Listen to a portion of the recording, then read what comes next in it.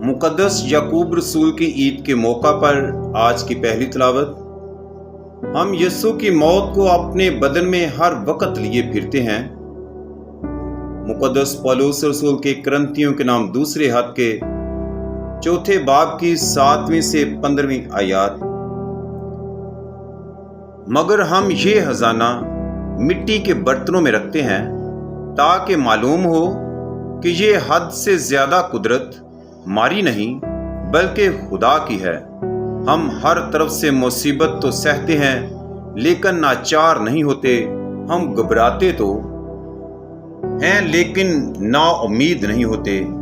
सिताए तो जाते हैं लेकिन अकेले नहीं छूट जाते। गिराए तो जाते हैं मगर हलाक नहीं होते।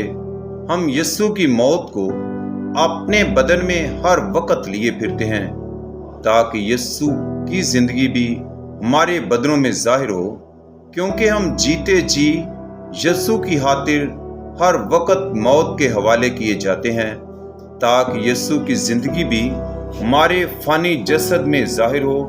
बस मौत हम में और जिंदगी तुम में असर करती है, मगर इस बात से कि ईमान की वही रूह हम में है जिसकी बाबत लिखा है कि मैं ईमान लाया और इसीलिए बोला।